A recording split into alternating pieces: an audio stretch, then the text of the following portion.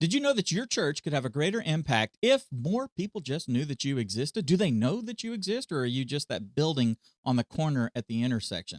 On today's episode, we are going to be talking about how you can not only get attention, but stay memorable using church media and have a greater impact on the lives of the people in your community. Welcome to the Church Media Creator Show. My name is Dave, and I am a church creator. I'm a person who can't talk. A church media creator just like you. With me is an old friend. He's not that old, but I know he's, in his mid-30s, so he's getting there. Justin Nava. Welcome back, my brother. What's up, Dave? Glad to be back here in an official capacity. I was here last week, and I think we'll call it an unofficial capacity. We really got to talk about church media as it plays a role in America's culture at a 30,000-foot view. And today we're going to go a few thousand feet closer and talk about what that actually looks like tactically and a little bit strategically for us as churches, as church media creators, and what that can look like. The whole purpose of today, remember, the whole purpose of today, we don't want to just make pretty things. Anyone can make pretty things. The world can make pretty things. We want to make pretty things that captures people's attention and brings their attention to their creator, to give glory to the creator first and foremost, but also to show them that we've planned for them, we've loved them, we've thought about them. We don't always think about our roles this way. We think we're just button monkeys or designers. I want to make sure that you leave today not only knowing some things to do, but also remembering why we do it.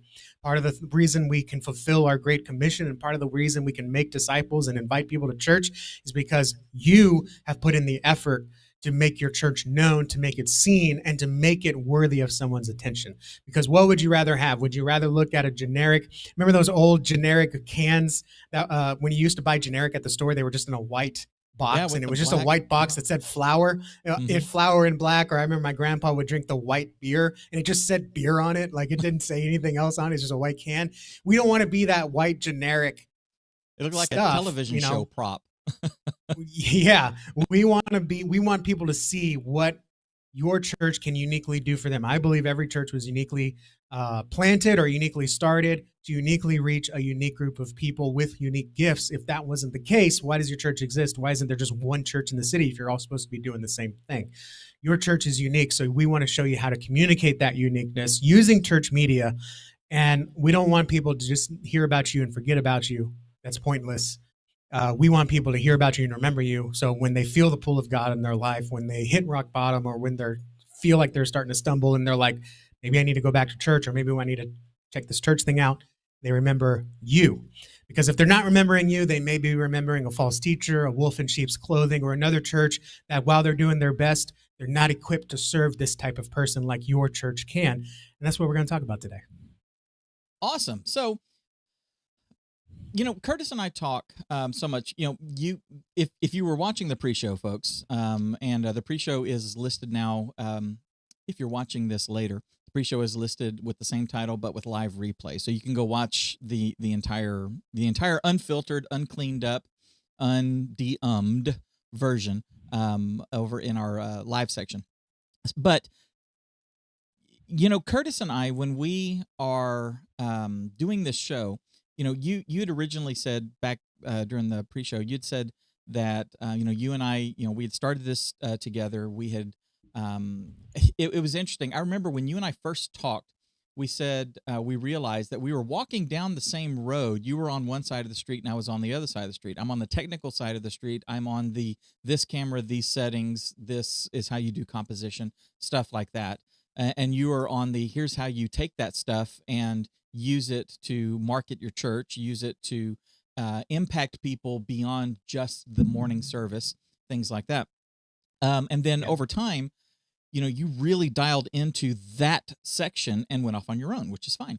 And I really dialed into the technical aspects of it. And that's what Curtis and I talk about so much. We talk about ministry, we talk about how this all applies to ministry, but we also get into the weeds talking about the technical stuff. We talk about the 5 most important pieces of audio equipment that you need for your worship, right? Or the most important pieces that you need for your stream, or the basics for setting up a stream, all that sort of stuff. What we don't talk about or haven't talked about enough is what we do with it after the fact. And that's kind of where this conversation comes in, because if we're doing all of this and we're only, reaching a shut in or two or three shut ins or people that are sick and can't be there on Sunday morning, is it worth doing it? Absolutely. That goes without question. And I will argue, the benefits of low ROI in favor of ministry every single time. I got no problem with that. But there's so much more that can be done. And when you are purposeful about it, church media is not just your Sunday morning worship service. It is not just the live stream that's happening. It is everything that you've got these tools, and it's everything that you can do with these tools to create other tools, ministry tools, that you can then put to work for you, for your church. So, Justin, I want to jump into something that bugs the snot out of you and I both. When we look at the average church's Facebook page, Meta, whatever, don't yell at me.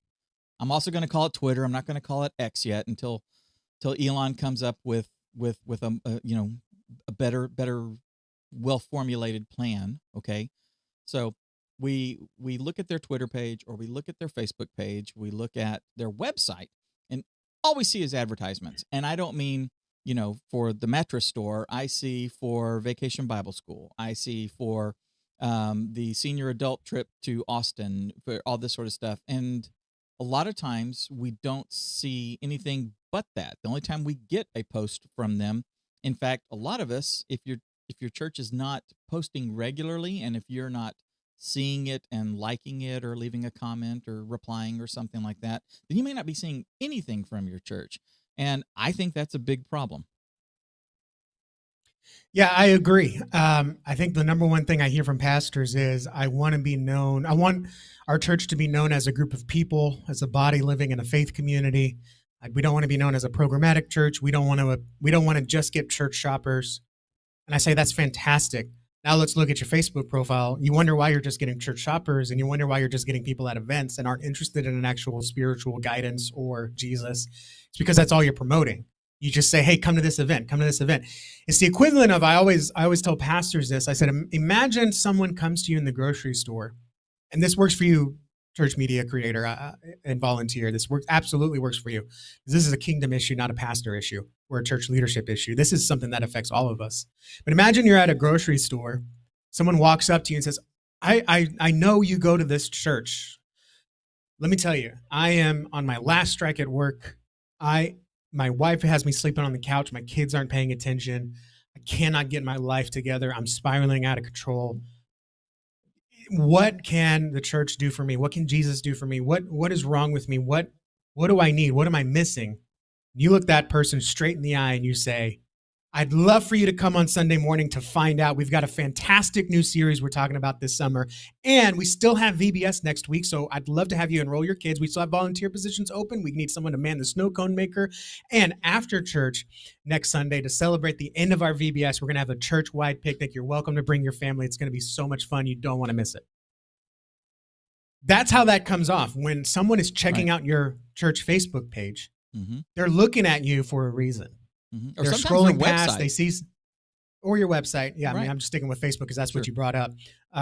They're scrolling past, they see something shared. Maybe they see an ad you're running, or they see something someone else shared, and they're like, oh, okay, I haven't been to church in a while. Like, let me see what this is all about. Easter egg hunt, VBS, new sermon series. We're going to be volunteering at this thing later. Like, your church page is your church page. But I'm going to quote one of my clients who really said this, and I was like, this is going to cause some big cultural shifts and some big change in the way we do things in my agency. He said, I don't care if people see our advertisements or see our website. I don't care if they forget about us. I do care if they forget about Jesus. And everything we do on their page, everything points to Jesus, and his church is merely the vehicle in which Jesus can reach out and through to his community. And that's when we kind of made a shift. We still call it church marketing, but really what we're doing is relationship marketing, because I believe discipleship happens best in relationships. That's one of the taglines of our church, actually. And when we do church marketing, it's not to promote the church or events. is to promote Jesus and relationship as a vehicle to get to what the deep needs and desires are of the community. What keeps them up at night? Your sermon series on the woman at the well may not address that issue that they're feeling. If they're worried that their kids are going to public school and they're being influenced by outside culture, they're not going to care what your sermon series says, and they're not going to care how much fun your VBS is going to be and what crafts you're doing. They're going to care about, does my child, is he going to get proper guidance to be raised in the way he should go? They're not going to say it that way. Are they going to be cared for? Are they going to be secure? Because I'm also seeing all this bombardment about bad churches and stuff. We need to speak in a way that's going to communicate to their needs, to their felt needs, to their real needs, to what keeps them up at night, and stop being like, look at all the great things we do. Aren't we so great? Aren't we so perfect? Like, that's why we still come off holier than thou, is because we don't share the stories of how Jesus has redeemed us. We just come off like we've been perfect all the time. And that's what makes those pastor falling stories or church abuse stories so sexy, is because we've put up this facade, not intentionally, by the way, but we've put up this facade that we're better than you because that's all we talk about. Instead of talking about how Jesus is a necessary sacrifice even for pastor. Daily surrender is required even for pastor. And the worldly solutions that you're chasing that just can't fill that thirst within you, it's because you have a spiritual thirst and not a you have a spiritual thirst that only Christ and God can answer. No worldly solution is going to appropriately fill.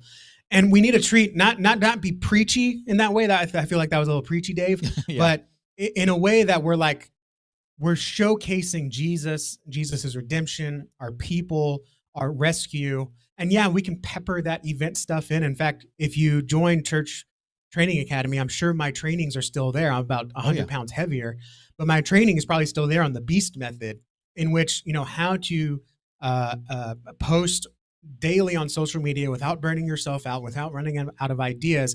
And that compels and attracts people to actually care about your church and follow you for more information, because you're not bombarding advertisements and promotions down their throat. You are actually feeding and discipling them in a way that's feeding like hope into their lives, truth into their lives, and giving them something to look forward to and look up to, instead of looking around the world around them trying to find the next fix for their problem. It's kind of like, I'll just leave it with this, Dave. I think we've all had this experience on Facebook. We get a friend request from a friend we haven't seen in high school. And we're like, oh, no way, Chris, I can't believe he found me. Click, confirm. Hey, Chris, how's it going? Justin, I'm doing fantastic. I got this fantastic part-time job that's paying me $10,000 a month. And I'd love to invite you to be part of my team. And you're like, oh, my gosh, like we've all had that friend, right? Right. We don't want our church online presence, no matter where. We don't want it to be like, hey, look how great our church is. Now that you're here, how about you give us some free labor? How about you give us some money? And why don't you sit where we tell you to, instead of tell me about you? How can we serve you? What can our church do for you? And that's kind of the impression that we've given off a lot. So part of being memorable, to bring it back to the main topic, is giving something or giving someone a reason to remember you. Because in a couple months, I'm not going to care about your VBS. It's going to be last year's news. In a couple months, I'm not going to care about the potluck next week. But in the couple months, I'm going to care about, man, I really do need some church, right? Like, I think we all at some point lost and fallen away Christian, or even Christian that hasn't been in church in a while but still believes in Jesus and all that. We all get that feeling of something's missing. I know what it is. We need that encouragement. And if I just go to your great church Facebook profile and you're doing all this good work, but all you're doing is posting up generic graphics and event invites, it's not what I want. Like, I think about my dad. He just wants a church that's like the one he grew up with. Pews, singing hymnals, and just good old passionate preaching in a small building. That's what he wants. But you go to all the small church Facebooks around here, it's all, how great are we? Look at how much fun we're doing. And it's like, that's not the impression that he wants. And they may have that worship and that spiritual community that he desires for, but he's not seeing it, because all they're doing is talking about, I know I keep bringing it up, I love VBS, but it's just like, it's all the churches talk about. And it's like, well, let's talk about the purpose behind it, or why we do it, or what can we do afterwards to disciple our children after VBS. Like, it's a holistic strategy. So I know that was a bit much, but I want to make sure we have the context around why we're talking about what we're talking. We don't want to just be remembered because of our events. We want to be remembered because God is using our church to work miracles in people's lives and rescue them from the pain, abuse, and addiction that they're having. That's just rising because we've allowed ourselves to become programmatic, consumeristic, or Right. just laissez-faire, if I can use that term. You do you, we'll be over here. Right. You know, over the last 3 years, it at least it seems that things have ramped up in intensity from all different angles. My parents, in the '80s, they said, it's never been this bad before, and their parents in the '60s said it's never been this bad before, and then World War II, they were saying, oh gosh, it's never been this bad before, and I understand that, but I mean, we're closer to Christ's second coming than we've ever been, and we will be tomorrow closer than we are today. This is as old as I've ever been. Yes, this is as old as I've ever been, right this moment. We're as close to the second coming as we've ever been. That's right. Closer than ever. That's right. But the chaos and the pandemonium, and so much of it is not just random chaos. I believe that it is evil sowing chaos, in order to distract everybody that they possibly can from peace, from the gospel, from hearing the still small voice. TikTok is throwing everything at you. You like one little thing, and then they take that idea and run with it and extrapolate it, and show you all kinds of other stuff. People can fall down the trap of a political storm. They can fall down. Everything's getting bad. Everything's getting horrible. There's no hope. You need to go buy extra food and extra shotgun shells and barricade your doors. And while taking precautions makes a lot of sense, we don't need to overstimulate ourselves with those things. But we can't help it because that's what's out there. And the way these algorithms are designed, what happens is when you do like something, when you do share something, when you do comment on something, that sends a signal to the platform, whether it is Facebook or TikTok or Insta or YouTube or whatever, that says, hey, this registered with this person, and it registered with them for the 2.5 minutes that they watched it. So what was said in those 2.5 minutes? I know this is getting like really granular, but that's what they do. They look at a video that has, say, 5 different topics, and if you shared at the point of this one phrase or certain little thing going on, that sends a marker to the algorithm that says this person thinks that this type of content is interesting because they just shared it, or they just liked it, or they left a comment at this, when this topic was being discussed. Let's show them some more of that. And before you know it, your feed is filled with those sort of things, or those sort of things and something else and something else. And now all of a sudden you're not getting fed the mental and emotional and spiritual nutrition of other good, what is it the scripture says, things that are good, of good report, things that are right, true, just, the things that we should be thinking on.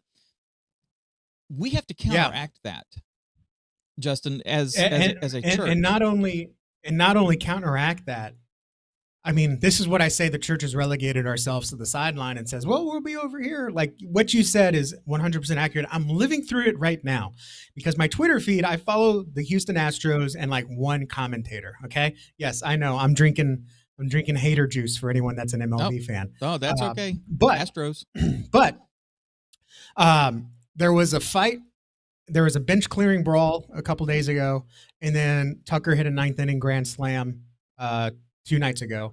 Yeah. Now, because I watched those 2 videos and then watched the slow-mo of the fight, and then I showed it to my wife, and then I watched the Tucker video and all the other meme videos that came out. Now my Twitter feed, or my X feed, is just baseball. Like all of a sudden it's just forgotten everyone else that I know, and it's just showing me strangers' videos of baseball and interesting stories and all that. Now, flip that to your church. I'm not saying your church probably shouldn't be on X, but flip that to your church is putting out content, and you're just like, Jesus is cool, man. Like, look at all these cool, we already talked about this. Look at all these cool events we're doing. Or, hey, here's a Bible verse you've never heard before. If I am not compelled to stop and engage or at least consume your content as a church, I'm going to consume someone else's because they put a little bit more intentionality and a little more effort into their content, then you're not going to be seen unless you pay for it, which I am a big proponent of paying for it. It's one of the reasons why I run an advertising agency for churches. But if you're not going to pay for it, you're not going to be seen. And if you're not going to be seen, then why are you spending time behind a computer screen designing these graphics that the same 30 people are going to see instead of doing something else that's going to scale and get your church out in front of more people? Because we want to be a church for our community. We want to make an impact for the community. We want the righteous to increase in our community. And if we're just sitting here discipling those 3 people, which is great, but eventually we got to look at the point practically, where's our time best spent? So we need to put effort, and that's why church media creators are such a good resource, because Dave and Curtis and them are going to show you how to make content that not only competes with what the world is putting out there, but rises above it. Because what happens, what Dave said is going to happening with the world, guess what? We can flip that sword around and we can use that same edge where we can create content that says, here's what the Bible actually says about firearms. Here's what the Bible actually says about how much government we should have. I'm picking political topics here, but here's what the Bible, I'm trying to think of one that was like, one our church did that was really popular was, did the Bible talk about dragons? And people are like, what? And they watch that. Well, guess what? Right. That sends a signal. Okay, these guys are interested in Bible trivia. Let's show them more Bible trivia stuff. And they'll see more of your posts, especially on TikTok and Reels, but they'll see more of other posts. If you do actually good sermon clips, you don't just put a 3-minute, I'm guilty of this too, guys. You don't put a 3-minute clip of like, this is an interesting story, but you actually bring it down less than a minute. You actually put good captions on it. You actually put good music behind it. Spend the extra few minutes. People see that, watch it through. Now they're thinking, okay, well, this person is obviously interested in motivational sermon topics or Bible trivia like we talked about. So they will show them more of that. But if we're not putting out content, you're one church, you're only putting out so much. We need a community of churches. Right. Or church media creators all putting out this content so there is more stuff out there. Otherwise, the platforms are going to run out of ideas and they're going to start showing the false teachers that are putting content out there, because I guarantee you they're putting content out there. Yes, and now they're confusing people. Right. And now it's like Tommy said, why can't all these churches get along? Because this one's saying gays are going to hell and this one's waving a rainbow flag. This is so confusing. I guess church isn't for me. We need to rise above the noise and put out content that's worth paying attention to, not like we talked about last week, what Hollywood's doing. Watch our videos or you suck. You're a bigot. You're going to hell unless you watch our videos. Right. And you put no effort to make your videos actually watchable.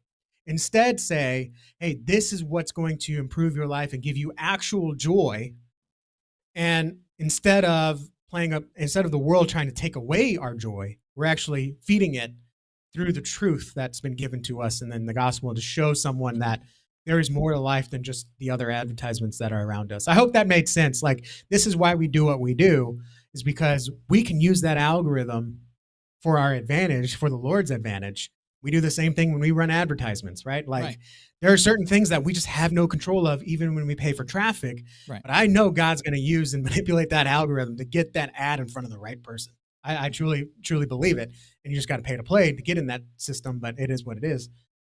This is why it's so important, because we can use that tool instead of crying and saying, it's not fair. No one wants to watch our stuff. So you're not making it worth watching. So, it is what it is. And you have to make the decision, and your pastor has to make the decision. We are going to do this. It may be a little different, maybe a little uncomfortable, but guess what? No one's searching for sermon on divorce. People are searching for, what does the Bible say about divorce? What did Jesus say about divorce? How can Christians get divorced? How can I fix my marriage? Mm-hmm. How to stave off divorce? They're even searching for Houston divorce attorneys, right? Or Houston divorce classes or divorce care, if they know that exists. Like, they're searching for that. They're not going to see your August 8th, 2022 righteous divorce in the land of whatever. Like, bro, come on. Like, you have to make a conscious decision. We're going to address these topics because 3 or 4 people are going to see our sermon. If we can clip it and give it a good SEO title that people are actually searching for. I use TubeBuddy. I run audits on keywords all the time. And at the end of the month, I always submit a report to my pastor saying, these are the keywords we need to target, because or I want to target, or I recommend targeting because there are tens of thousands of people searching for it, and there's not a lot of videos addressing these topics.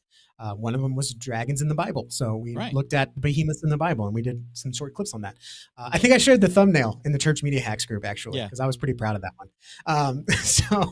So anyway, so I mean, some of you are like, I'm going to find that video, dragons in the Bible, right? Like Go to that's what we want. churchmediahacks.com.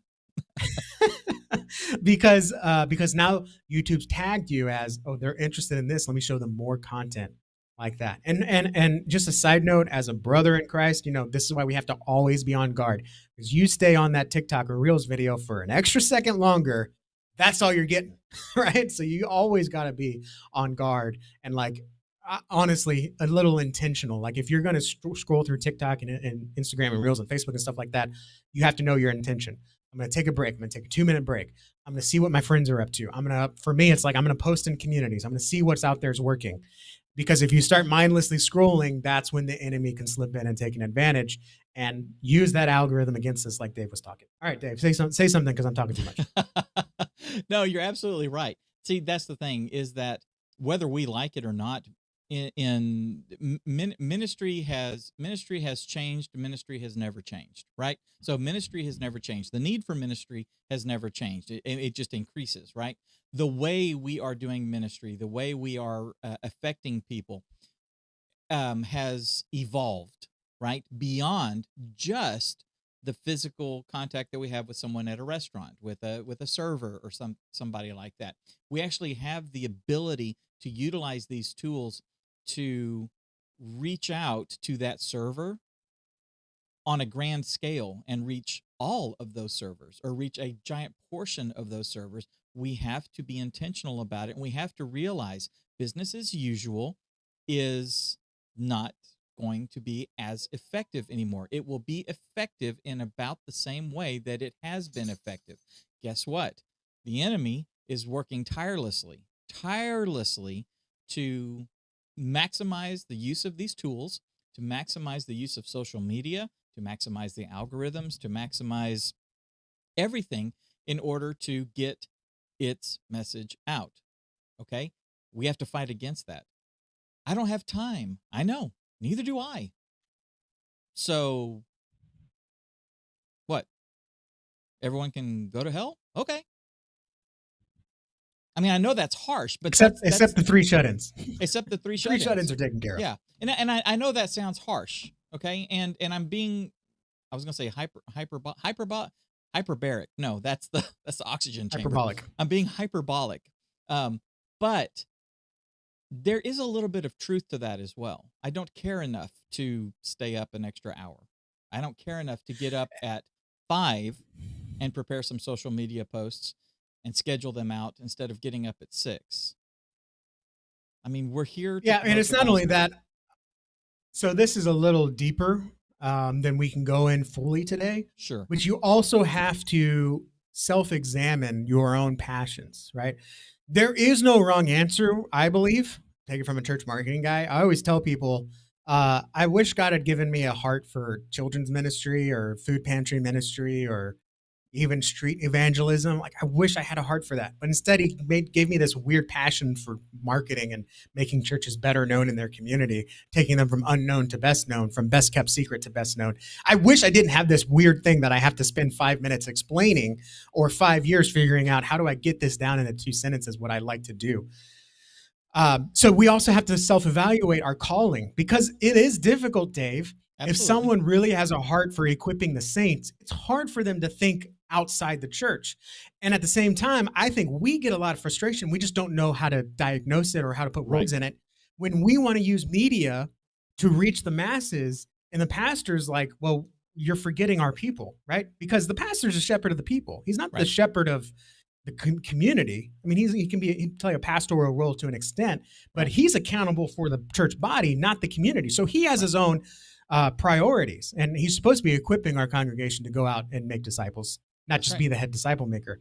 So we have to almost look at, okay, are we going to be a support role for our pastors? Are we going to be a discipleship maker tool, equipping tool for our church? Or are we going to be what Tom Pounder loves to call it, a digital missionary, Right. where our focus is on the external?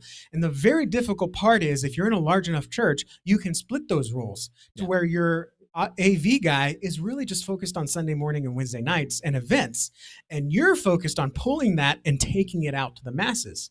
But if you're in a small enough church, even sub 200, you got to try to play both those roles. And time is a non renewable resource. And so you really have to try to placate to one of them. And if you placate to one of them, I hope I'm using that word right. If you lean into one of them, you're going to have to sacrifice the other one, Sure. which is why it's so important to build your team, why it's so important to use whatever tools you can to cut down your workload. Like, I would love to be like, oh yeah, we build all our websites from scratch. Well, guess Right. what? It takes longer. It costs you more money. So most web agencies don't do that. All that to say, don't feel bad if you're like, I don't have enough time. I don't have enough attention. I don't have a big enough team. I know you don't. And so you're going to have to choose. And you're going to have to tell pastor, look, we're just going to live stream it. I don't have time to cut out the music and put it into a podcast. I can show someone how to do that if we can find a volunteer. But I would rather spend my hour that I have on Monday clipping the sermon for TikTok rather than cutting it out, compressing it, editing it, exporting it, compressing it, whatever the service is, and then uploading it, right? I would rather grab the stream, put it in sermon clips, and just get stuff I can use for TikTok. We have to choose. It's not fair. And that's, again, one of the reasons why I come alongside and say, you're doing too much. So what do you want to do? Let my team handle the rest, and we'll do it for you so you can focus on other things. Unfortunately, it is a which is still difficult. getting it done, and that's Yeah. the thing, is that when you are at that point saying, I don't have enough time to do this, and I am getting up at 5 instead of 6 so that I can do this, but now I'm really needing to get up at 4:30 in order to do this. That's where you have to build the team, and that is a church culture shift that has to happen. And you and I've talked about this so much, and Curtis and I have talked about this so much. In fact, we're working on a course on this, the three of us. So building that team, building, taking someone that's on staff and maybe expanding a little bit of their skill set can be a help. You can do that. The church secretary may have a little bit more margin because payroll is only, you know, she only has to work on it 1 day a month, or 2 days a month or something like that. It may be able to work out that your administrator, your administrative pastor can add a few things to it, or maybe each of the two or three staff that you have can take on just a little bit more, but that little bit more, if done properly and if done strategically, can give back so much more because it can be amplified, especially when you get Yeah. into talking about scheduling things and reposting and doing stuff like that.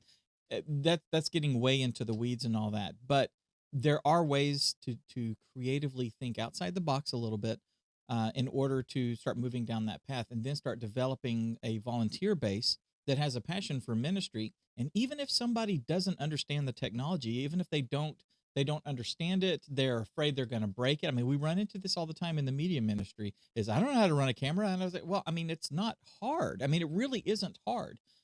It's Well, not like it's you're not on a even. it's not like you're on a film set. We talk about this in the volunteer course. Hmm. They don't have to know how to run a camera, Right. because you show them, click this button, twist this Hmm. knob, move this, what do you call it, handle. That's Right. it. You're not running a camera. Like, you've literally just simplified it down, and we're just off the rails. Let's get back to being memorable. But anyone can run a camera. They don't have to know how to run a camera. Right. It's kind of like they say, like, anyone can hold a door and smile, so anyone can be a greeter. Yeah, well, Right. anyone can grab a little piece of plastic and move it around. So Yeah. you don't have to know how to run a camera. You just have to know how to do this. Our good friend Chris Ochinsky is a fantastic example of that. Yes. Where she doesn't, I mean, I think she'll tell you this. I hope it's okay, Chris. Like, she doesn't know why things work, but she knows they do work and what buttons to make them work. Like, I think that's me too, right? Like, I don't know how this works. I don't know what all these knobs do on my little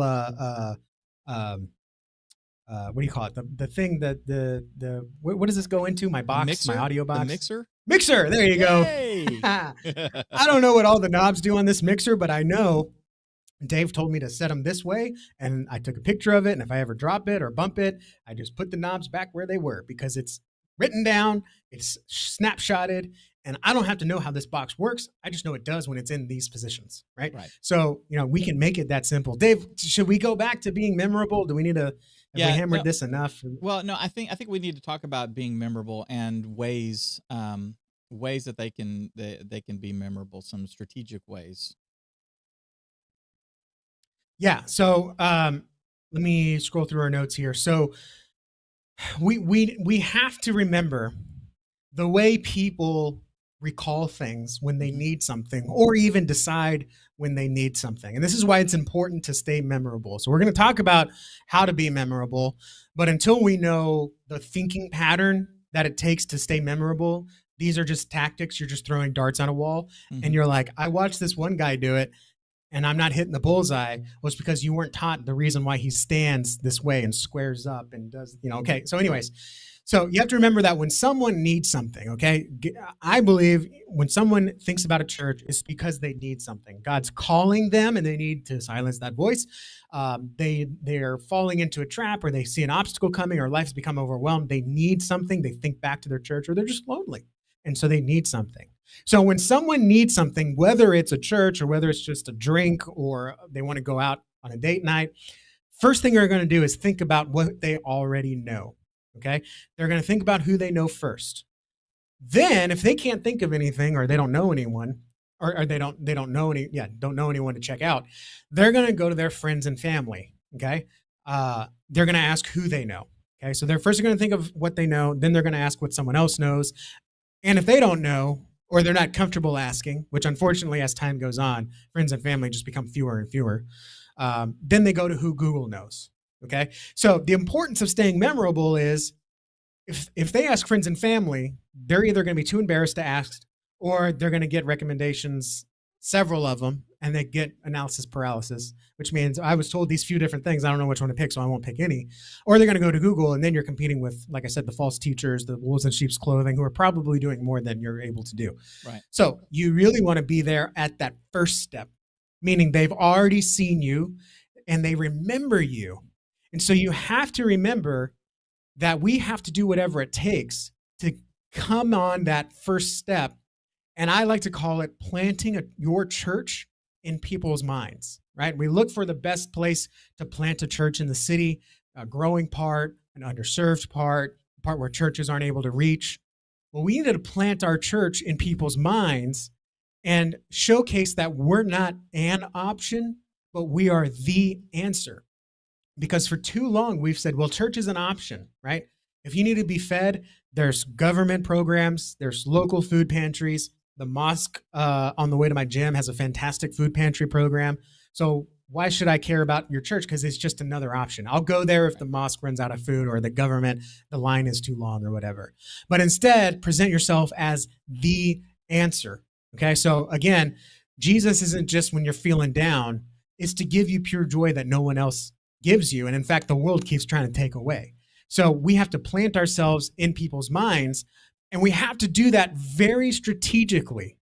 And just being louder, noisier, and more using more quantity is not going to do it, because it doesn't matter what my daughter's saying. If she's not bleeding or crying, I'm probably not going to pay attention to her because I'm deep into something else. I'm cooking, I'm working, I'm taking care of the baby or whatever.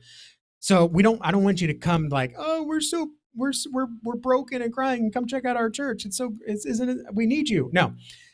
But if my daughter comes to me and like, hey, daddy, I made you this craft, I'm stopping everything. Sorry, baby, hang on a second. Let me check out this amazing craft my daughter made, or I just made this snack for you or whatever. She likes to experiment in the kitchen. So that's the same way. We don't want to just be noisy when my daughter comes up. I can't find this. Where did you put this? Where did I put this? I'm bored. Like, I'm tuning that out. That's what too much church marketing sounds like. Look Right. at how great we are. We're doing this event. You're invited. You're invited. Join us. Don't want to miss it. Tuned out. Yep. But if you come and say, you know what, I understand the world has its boot on your neck and it's not fair. There is more to life than what's around you. And we can show you what that looks like so you can live better, love better, serve better, and not only take more, but give more back to the community. Like that's a message that's going to hook someone because first of all, you showed that you understood me. Second of all, you showed me how your church addresses that issue. And then third of all, you showed me the benefit of it. This is like marketing 102. But you've shown me why I should care about your church. So next time when I get a bill in the mail that I can't pay, or I look at my bank account because my card got declined at McDonald's, and I see it's a negative number because there was an auto draft I didn't think about, which then you get the overdraft fees, $35 or whatever. Or I open the pantry and it's that same can of beans and that's all I got. And I open up the fridge and there's just a loose Oreo and a bottle of mustard. And I'm like, man, I can't afford food until Friday and it's Monday. Like I need to be able to know, you know what, this church understands that I'm suffering Right. and they got something for me, right? Versus, well, let me go see what government programs are around here. Like, let me go do this or what. Let me send my kid to go get a school lunch that I'm going to eat because he's going to go get a school lunch somewhere else, right? Like, this is what we have to compete against. And so all of this is why it's important to stay memorable, because if they don't think of you first and they don't think of you as the answer, the one that understands them, the one that has the right answer and the one that can show like, this is what you really want, you're not worth remembering. And we need to make sure that our creator is worth remembering because Right. we were all endowed with the knowledge that there is a creator and we've let the world remove that to where we actively fight against it. So all this to say, that's why it's important to stay memorable. And that's why when we do church media, we don't just do it to do it. And I think doing it to serve the Lord, serve the church is a good first step. But ultimately, it's how can I make this in a way that people will remember it so that when they feel the call of God, they remember us and no Right. one else. I think the pastor, it's kind of like the pastor loves hearing like, oh, I still remember that sermon from a year and a half ago. And you're like, you don't remember the one from yesterday? No, but I remember that one from a year and a half ago. It's like, well, I guess that's better than nothing. Like, who cares if they saw yesterday's Facebook post? If they remember you from a message that you posted earlier or a conversation you had, Mm-hmm. that is way more valuable. And that should be something we're striving to do in anything we do, not just to get it done, not just to serve, not just to check a box, but to be memorable. So when someone needs God or Jesus, they think of you and not, well, let me just hit this other thing again. Does that make So sense? yeah, it does. So okay, so how can we become memorable? How can our church become the oh well, that church on the corner, I know I can go there because of X, Y, or Z. Yeah, the first is you have to have the mindset of if people don't know you, they cannot go to you. Okay. So you have to do whatever it takes to be known. And I would dare say, be the best known. Okay. Everyone in their community. I have not met a single person in America, at least, because remember, my primary strength is America, that doesn't know where the local Walmart is, when Mm-hmm. it's open, and what to expect when you go, good or bad. Okay. Right. In the same way, they drive past a building and they don't know that that's a church. They don't know that that church can serve them. Every once in a while, they might see a bouncy house and think it's a birthday party or something, right? In the same way, people know where the local Walmart is, when it's open, and what to expect when you go. They should know where your church is, when it's open, and what to expect when they go to you or when they just engage with you online, even, right? So you have to stay memorable because if they don't know you, they cannot go to you. And if they can't go to you, you can't serve them. All right. So we do a process that I create. It's called influence inception, meaning we're not going to sit here and shout at them with a bullhorn. Our church is so good. You need to go. Okay. But instead, we're going to utilize the gospel, the truth, the things we do to subtly influence in their minds that even if you reject us at first, eventually there's going to come a time when you think of us and we'll be here for them. It's kind of like I like to say that even the vegetarian in the family Mm-hmm. knows the best steakhouse in town, right? They're never going to go there, Right. but they know, oh, Taste of Texas, that's the place to go. I don't know what it is in the DFW area, but in Houston, that's it, right? That's the place to go. If you're in a more commercial area, Ruth Chris, right? That's the place to go. It's not for me. I don't got the money for it. I don't got the taste for it. I'm not spending $50 on a steak with no sides, but they know that's the place to go. So in the same way, even if people aren't ready for Jesus, don't feel that call for him or actively reject the call, at least they know the best compliment you can get is I'm fine going to hell, but you know what? That church is doing something for this community. That church is doing something in people's lives, because I know people that go there and they come out a different person. Um, and so you need to be memorable and clearly identify who your church is so people can remember you, not just any church. You know, Dave, if you ask 100 people what a church is, Mm-hmm. you're going to get 117 different answers, Right. right? Because everyone has their own idea of what a church is. Pastors know this, especially when people come and join the church and then they expect it to function like their old church, Right. rather than the way the church is right now, right? It's a very difficult thing we've got to handle. So we do what's called influence inception, in that we don't just go out there and blast your church's message out there. We don't want to do that. We want to gently, almost like a warm bath, bathe the community in knowing that your church is a safe place. It's a place where true joy can be found, true community can be found, loneliness can be forgotten, and true joy can be had, and true purpose can be lived out. And we want to bathe it in there, but we have to be clear. And that's the first step to into our influence inception. But it's the first step for your church, is to be clear that you have a message that should not be ignored. And so you're going to have to start working on a consistent message. And we're going to get so bored of it, Dave. Okay. How many times have you said exploit technology and media, or Right. whatever you say? Leverage Like, technology. you're tired of saying that. Yeah. Leverage technology. You're tired of saying that.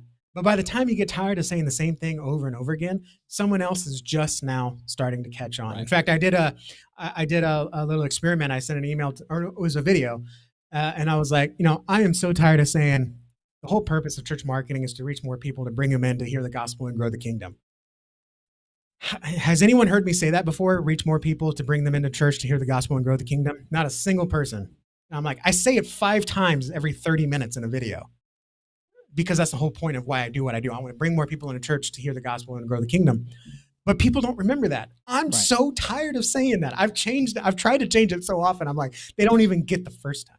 So if you're tired of saying Jesus loves you, Jesus cares about you, we're here for you, like, if you're just now tired of it, they're just now getting it. Right.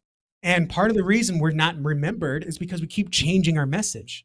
We keep saying, well, you're invited to this. Now you're invited to this. Now you're invited to this. Well, did you know Jesus did this? Did you know Jesus did that? Did you know you can do this? Did you know you can do that? Like, they're not going to remember all that. But if you just keep hammering, Jesus loves you. Jesus wants to see this city transformed. We want to see this city transformed to live a better life. We know the world is against you. We know you're struggling, but we have an eternal Savior that can rescue you from whatever you're dealing with. And you say that over and over again. Rescue you from whatever you're dealing with. Rescue you from whatever you're dealing with. Rescue you from whatever you're doing. Eventually, someone's going to be like, oh, this is so bad. I'm going to get kicked out of my house, right? If only someone could help. Rescue you from whatever you're dealing with. I heard that somewhere. It's that church. Right? So you have to use a message that you're going to constantly get tired of. Right. A good example of this is your church announcements. If you're doing video announcements, sure. Some people are like, what do I do now? We've been doing the same introduction for 3 months. Do it again for another 3 years. Okay. Right. Because no one knows what your video announcement introduction is. You know what it is. You're tired of it, which means you need to keep going. Right. Right. That message has to be consistent in everything you do. Social media posts, across your website. I mean, if you really go to a website that knows what they're doing, you're going to see the same button on every page. You're going to see the same wording all the time. And I get pastors telling me, we said this on this page. Can we not say it on this page? No, we're going to say it again. Right? Because just because you share the gospel with someone once doesn't mean you're not going to share it with them again in the exact same way, because they just weren't ready to hear it. Right? We're not doing the 10 plagues where we try something different until something takes. Okay. we're Jesus preaching that consistent message of, the old law only did so much. There needs to be more. Okay. So, we have to, if you don't clarify that message, which being the core of everything, it all kind of comes right down to that one message right there, from all these extremities, right? If you don't do that, then you're basically just like Zig Ziglar or some other, Gary V or somebody, some motivational speaker out there that gets people, yay, and then they can go on about their life. But it's just, it's just, frosting. It's like those stupid cupcakes that have like 3 times the height of a cupcake worth of frosting on there, and you don't actually Yeah. get down to the cake. Those Disney World cupcakes. Those Yeah. Disney World cupcakes are something else, man. But yeah, I mean, you don't want to come off all sugar and no meat, and that's part of the problem. I've had it too. Before I learned this stuff, people would be like, "Oh, I needed this, so I went to this place," and I'm like, "We've told you this like 10 different times." The problem was we said it among 100 different other things, and so they just didn't remember. So you need to be consistent. What's Nike's tagline? What's McDonald's tagline? Hmm. Who's got dollar menus? It's because you're seeing these same ads over and over again, Right. right? Because it works.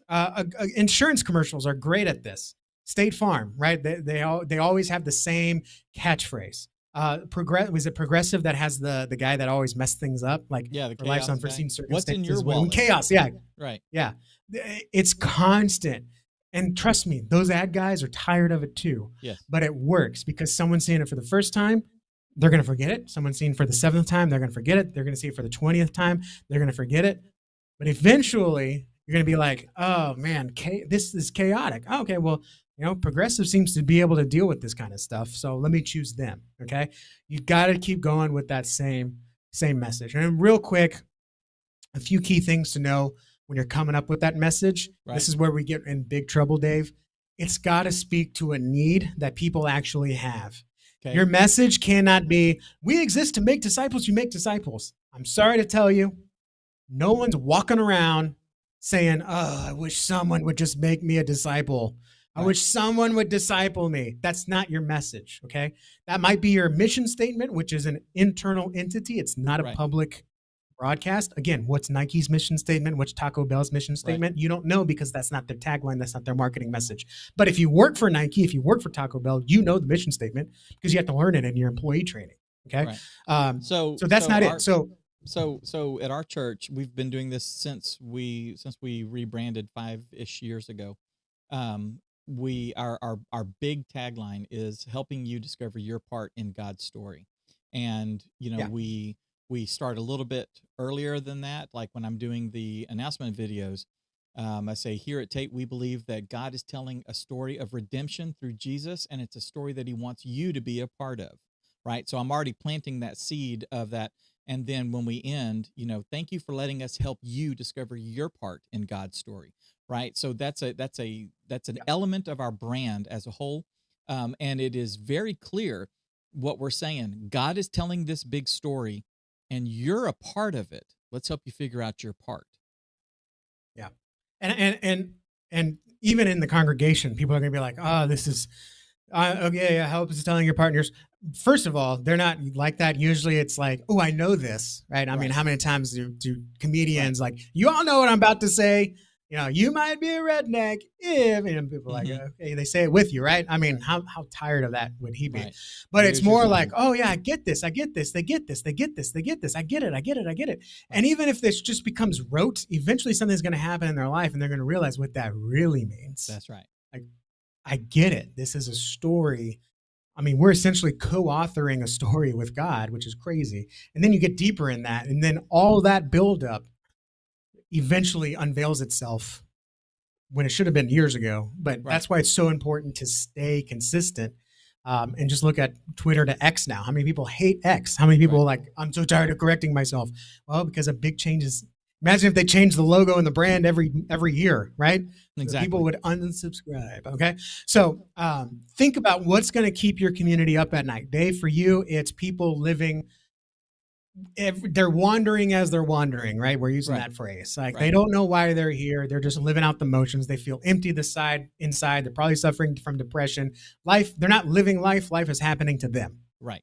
And they hear that they're actually part of a story and there's something greater going on. Well, how much more effective is living? How much more joyful is living if I know my part in that story? Mm-hmm. That's interesting. So let me learn about that more. Yeah. You have to focus on what's keeping your people up at night, your community up at night. And different communities are going to have different things that keep them up at night. For some, it's going to be the culture their kids are living in. For some, it's going to be finances. For some, it's going to be purpose. Saddleback, that's their big thing is purpose, right? And then you have to connect that to Jesus. Otherwise, we're going to be that motivational Disney World cupcake with all the frosting on top. and you're bringing in 5-year-old kids that don't want the cupcake underneath. They just want the Right. frosting. Right. So when you try to feed them a cupcake, they're gonna be like, "What is this? I don't like this. This isn't what Right. I wanted. Go somewhere else." That's gonna give them that frosting. So that's That's right.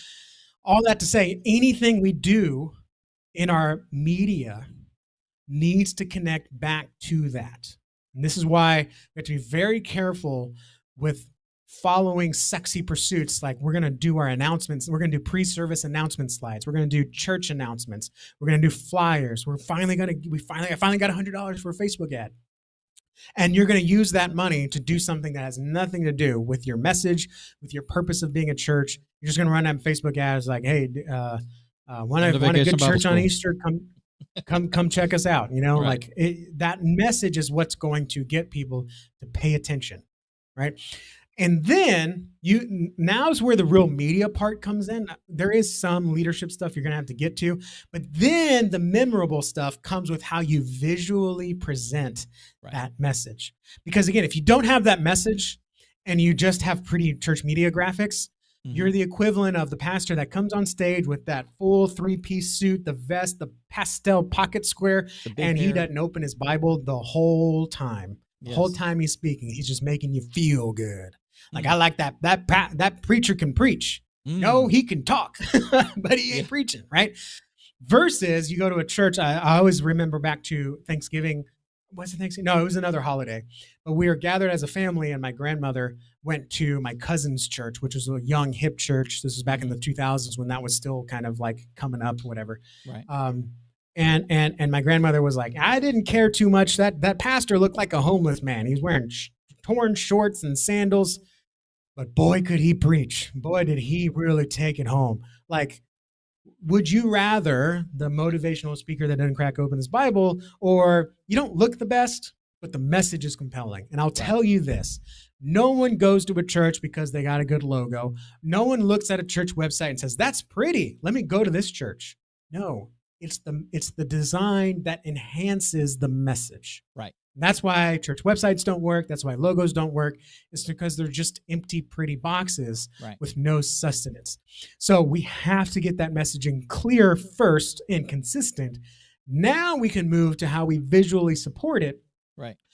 because that's That where people are going to recognize and think that message without needing you to sit there and talk to them for 5 minutes. Right. And that message, that consistent message, showcases the heart of from the pastor down, right? So it showcases the heart of the people in that church. That's the whole idea. None of us want to go to one of the reasons, we talked a little bit last week about, it's like we're living in like a post Christian world right now, where anything God is not, anything truthful about God, convicting about God, is an afterthought.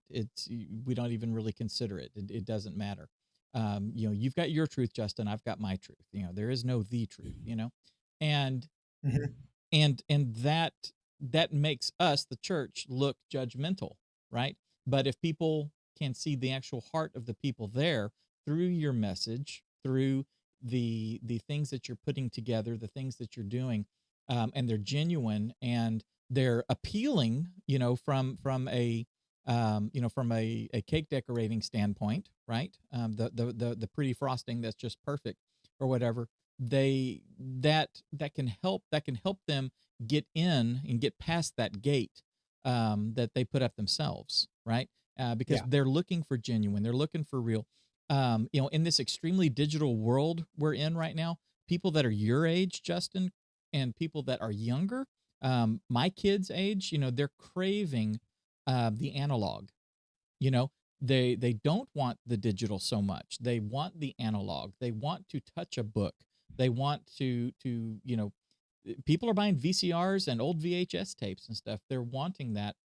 Um, they're wanting something that is tangible, that is real, something that they can touch, something that they can feel.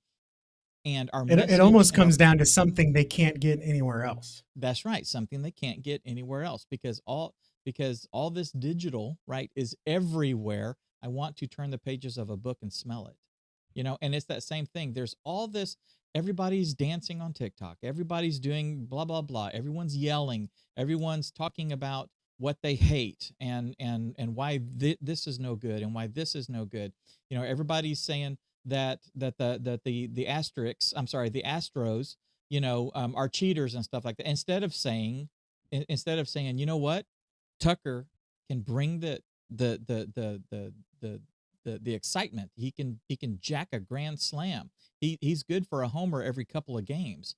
That's the things that we like. The message that, wow, the guys on that team really like each other and they're friends and they hang out and there's huge amounts of camaraderie. It's like watching a family go and play, versus watching another baseball team where it's just a bunch of guys that are, free agents and stuff, and they're just looking for the biggest payday. No, these guys are genuine. I like this.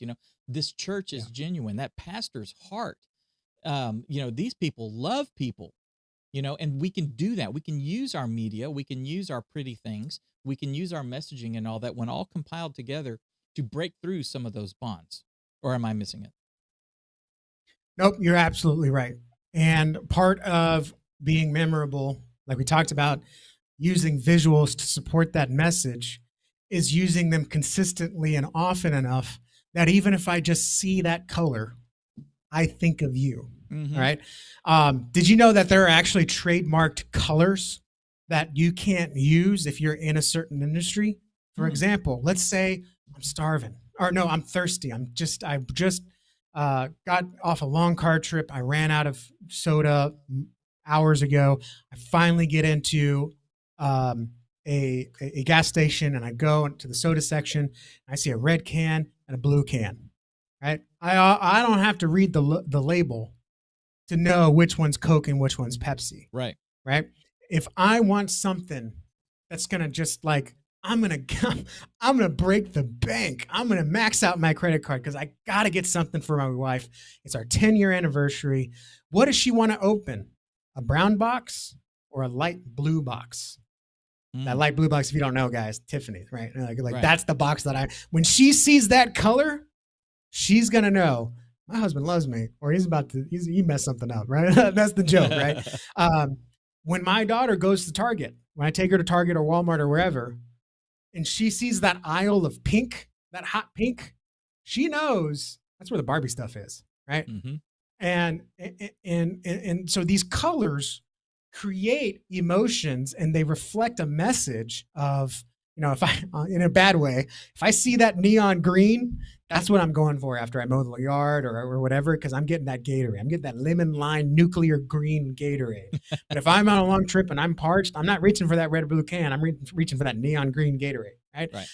If I'm on a diet, I'm looking for that red can with black lettering because I know that's Coke Zero, right? So the way that we can be memorable is by consistently using brand colors, brand font alongside that messaging. So when people see that color, they see what we want, they feel what we want them to feel, they think about what we want them to think, and they remember what we want them to remember. So, you can reach for a Coke can, you're not looking at that Coke logo, you're looking at that color. When you pass by Target and you're looking for a gift for your niece, you're not looking for the Barbie logo, you're looking for that hot pink color. Right? If I'm buying something for my son, I'm looking for blue. What's got blue, black, red, edgy? I'm looking for that Transformers aisle in Target, right? We actually respond to the colors we use more than the logo that we see, right? I don't need to see that yellow shield on a big brown truck to know that's the UPS truck, right? So, and when I see that, I know they're going to be making frequent stops. I got to try to get past this guy as soon as possible. Or I know my package is here. I'm going to beat him home, right? So it's not awkward when we both get out of the car at the same time. We know what to expect. When we see that big orange stripe on a building, it's like, I see this orange roof. That's where the Home Depot is. Yeah, exactly. That's right. There's a reason that they do that. Right. Yeah. So, we want to put the effort into staying consistent in the way we present our church. And this means sometimes you're not going to do so much fun things. Like it's a lot of fun to do like a sermon series and then make special lower thirds for it and then make special graphics for it and special transitions for it. And then we're going to decorate different things in this way. And that is good internally. Okay. Like If you go to an Astros game, they're going to wear Space City jerseys Monday. They're going to wear dark blue when I think Vasquez is pitching, I think, Mm-hmm. or Javier, one of them, they like to wear the dark blue. So they always wear dark blue when he's pitching. Right. If they're Right. traveling, it's the gray team. Like you always know what to. The uniforms might change. The theme nights might change. Like it's Hispanic Heritage Weekend next month, and they become Los Astros. But I'm an Astros fan. I'm going there, and I know. But if I go to Academy up in North America and I'm looking for an Astros hat, I'm just going to find the one Astros shield. I'm not going to find anything special because broadly, nationally, internationally, the Astros have one set of colors, one logo, and that's what they're known for. And that's what they're going to use most of the time. So sermon series are fun and changing things up graphically and design-wise are fun. But if you have an external focus and you want to be remembered, it's going to mean consistency. It's going to mean consistent colors and iconography and design language almost across your social media. In fact, I'm going to give you an example. Dave can pull up on the screen. I'm going to send it to you in a second. But using that consistent design, it's going to be boring. You're going to want to keep changing it up. But remember, by the time you get bored of that color, people are just now starting to get it. And a great example, and I don't want you to be like these churches. A great example is Elevation. We see that orange. We know it's Elevation. Saddleback, we see that teal. We know it's Saddleback. They have their different shades, but they're always using the same consistent branding. It looks totally different in the building, but when you're following it on social media, their team knows that if you're engaging with the church, they want you to see the church and not the sermon series. Because if you come for the sermon series, you're going to leave when it's over. There's nothing to keep you there. If you come for the church, if you come for the Savior, if you come for the Jesus, for the life, for the purpose, that stuff doesn't expire. And so they want to anchor those with you and not so much a sermon series. So you want to be recognizable beyond your name, beyond your logo, although your logo is a pretty big part of it. But you want to be recognized just anytime you're seen visually, whether it's the tent in the park, the shirt you wear to work, or the social media feed. You want to have that consistency. And the last thing I'll say is I understand, like, you're a volunteer, you're a church media creator, you're the low man on the totem pole, even though that's colloquially incorrect. I don't know if you knew that, Dave. But you feel like powerless. You got to step up and be the man and say, Pastor, look, there's a lot of research behind this. I've heard this several times. I want to try this for a season. Everything's going to be consistent branding, consistent logo. I'm going to make a brand guide, and we just need to follow this because it's going to create consistency. It's going to create trust, and people are going to remember us better so that they can come to church, hear the gospel, and we can grow the kingdom. And we can make disciples, whatever that is, right? That's what it means to be memorable. It's not just saying the same thing over and over again, but saying it in a way that's able to be remembered even through your visuals. So I know this is who I'm talking to. Does that make sense? Yeah, absolutely. It does. Yeah. And, you know, I mean, even if your pastor like poo-poos it and says, I don't want us to be seen. I don't want us to grow. I don't want us to, to grow our numbers and be more effective. Then maybe it's time to have a new pastor. I mean, unfortunately, you and I've both seen that. It's a tough question. Yeah, it is. But that's one of those things where, are we going to be effective, or are we just a little club? I mean, are we going to be a church? Are we going to be a body of Christ that serves other people and serves our community and is a light of hope in this extremely dark world? Or are we going to close the blinds and like that? We're going to sit here and we're just going to do our own little thing and everybody leave us alone. I don't see anywhere in Scripture where it says do that. In fact, I remember very clearly, he said, all authority and power I have given unto you. Go into the nation and make disciples, baptizing them, right? Teaching them everything that I've commanded you, because I am with you, okay? And I am empowering you, like, till the end of time. So, you want to be a little social club, then you're really not being a church. You're just being a little social club. And I know I'm stepping on toes. Okay. Yeah. I'm going to try to share my screen here. Okay. Can you see an Instagram feed? Yes, I can. Oh, okay. Man, I need some Crocs. So this is a, I don't know exactly. Yeah, you can see it. So this is a, what do they call it? Pregnancy Crisis Center in New Braunfels, Texas, Options for Life. Okay. And when I saw this, because I was talking to a designer that runs this page, when I saw this, I thought, this is so many churches, and this is a fantastic example. This is what a lot of church Instagram, social media pages, advertisements look like. It's just a collection of pretty pictures. Now, one by one, these are not bad graphics. It's informational. It's got the logo on it, Yeah. but they're all uniquely designed. And so if I just There's see still a little bit one, of but I don't, and cohesion. I see another one, there's not a lot. There's not a lot here that's cohesive. Now, when I scroll up, you can tell when they got a branding strategist. Are you ready? So this is still more pretty graphics. Still more pretty graphics. Okay, lots of stuff. Lots of good stuff. Whoop. You see the switch? Yeah. Dramatic. Now, this is what I'm talking about, because if I'm scrolling through Instagram and I see this or this or this, I know this is options for life Mm. because there's consistency here. And if I'm out in public and I see a sign, there's no pictures, there's signs. You don't put signs on. But if I see like this in a doctor's office or somewhere else I might be, maybe in the grocery store, God willing, I know, oh, that's that options for life place. Mm-hmm. And guess what? If I get my girlfriend pregnant and we're not ready for it, or if my daughter God forbid, my daughter misses her period, like she knows automatically who to go to figure this stuff out. Like, what is this going to look like for me? And like, am I pregnant? Is my girlfriend pregnant? Like, what do we do? I don't know what to do. Who do we tell? I don't know. Because guess who is competing for their attention? Planned Parenthood, not adoption agencies. Okay. And so if we want to be the ones that are remembered, we have to step up and do the extra work like this.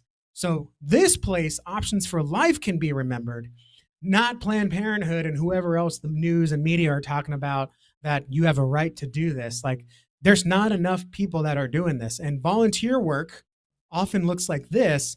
If we just spend a little bit of time, and yes, sometimes it's a lot of time, Mm-hmm. no one's this place, but they will remember this place. Yeah, totally. And again, it's part of it's a puzzle, right? You can't just look at one piece and know what the whole puzzle is. But if I see a sign that matches this colors, if I see flyers that use this language, if I see a billboard that says something like this, I'm going to know that this place is for me. So God forbid that ever happens. Or remember, we said step 2. If something happens and you don't know who to go to, you ask friends and family. Someone asks you, this place is on your lips, or Right. this place is on their friends and family's list. Right. Lips, excuse me. This is what we want: consistency. And it's going to take some time to set up, but when you do that, that's how you be memorable. Let me see. Do I need to talk with that? Okay. Well, That's how you stay memorable. It's because you put in the effort, you put in the deposits constantly. So when someone has that experience or sees that color, they're like, oh yeah, that's the place for crisis. Or in my case, oh, that's the place I can send all my baby stuff to that are boys outgrown, right? Like, because they need clothes, they need toys, they need diapers, all that stuff. Yep. That's the power. It doesn't just look good; it's easy to remember. Mm-hmm. You know, and you said it takes some time. It does take some time, but one of the things that you and I know, and if you guys don't know, you're able to build a lot of this stuff ahead of time, right? You're able to, especially if you're using something like Canva, you can actually set up your Yeah. brand stuff in there. And when you go and do a design, say, make it look like my brand, and all of a sudden, a lot of the heavy lifting is done for you. You've taken the time to thoughtfully consider this, build the various pieces, build the various colors and fonts and all this kind of stuff, and then just start applying them as you go. It does make it a lot easier. So a little bit of work up front, can have big dividends down the road, just in the ability to generate something. So I just want to encourage you. It may look scary. It's like, oh gosh, I got to come up with this whole entire branding thing. You can do it over lunch. A couple of days. Just sit down and start playing with colors and looking up color harmonies and things like that, and then setting them aside. That's it. It really can be that simple. So I just want to encourage Yeah. everybody to And do that. and consistency always beats I just lost the word, Flash. complication. Yeah. Yeah. Consistency always beats complication. Be simple. All you need is one major color, one secondary color, and two tertiary colors if you want. We call them Right. alternative colors. That's it. Right. That's all you need. Just stick with those colors. It's boring, but it works. Yeah. I honestly, Dave, I hate my YouTube thumbnails, but people are clicking them. If people are clicking them, then And that's all that matters. it's that's all that matters. I hate them. I'm bored of them, but people are clicking on them. In fact, it's gotten to the point now I hate my own colors, my brand colors, but I'm not going to change them because people see that blue, see that yellow, see it combined. They're thinking of Nava, right? In fact, I'm ordering some more blue shirts because I'm tired of wearing black. But Right. I'm going to go with blue because that's my color. So that's it's that consistency. That's why my signature is on everything I do, including some of the thumbnails, because they see that signature. What are they going to think of? Justin's got my back. He's going to do whatever it takes to get it done, or he's going to do whatever it takes to make this right. Like that's what my signature means. I don't sit there and tell people that, but I've told them time and time again, we have a 10x mindset. We're a team of specialists. We're going to do whatever it takes to make it right. We're going to deliver 10 times what we promise. And every time I said that, it has my signature. So whenever I deliver a document and it has my signature, they know I did whatever it took. We did everything we could. A specialist handled this. And this was done for our church and no other church. Like eventually it gets to that point where you don't need to say things. Mm-hmm. Your visuals speak for themselves. Right. That's where we need to get to. VOUS Church is a great example in South Florida. VOUS. They are an incredibly design edgy church. But when you see that edginess, you're like, that church understands me. That's not my grandma's church. Right. So when I feel that pull of God, that's the church I'm going to, because I know I'm not going to be accepted at any other church, unfortunately. So that's the point we get to, and it's going to take time. It's not going to happen immediately. And again, you're going to get bored and you're going to think it's not working before it even has a chance to get on the runway, right? It is a long-term strategy. But if you do it consistently, you do it intentionally, in about a year, someone's going to see your blue colored tent or your orange tent, and they're not even going to read the title of the church or see the logo, but they're going to know it's your church because you're out there every week and you're in their social media feed every week. And they saw the billboard or they saw the street signs. They're like, man, this church is everywhere. God must be trying to tell me something. Absolutely. Because you volunteer, church media creator, you put in the work. This is how God uses our ministry, not through some miraculous thing every time, but through consistent output of our work and consistency in our branding and visuals and messaging. All that combined gets people to think, oh, it's Kismet. God's trying to get a hold of me. Absolutely. I've been trying to get a hold of you too. That's exactly right. So being memorable is the biggest part of being front of mind when tragedy happens, and that's what we want. So guys, be sure to leverage technology, amplify the gospel, so that you're changing lives by being memorable. If you want to go a little bit deeper with Justin, then click on this video over here, and we will see you guys in the next video.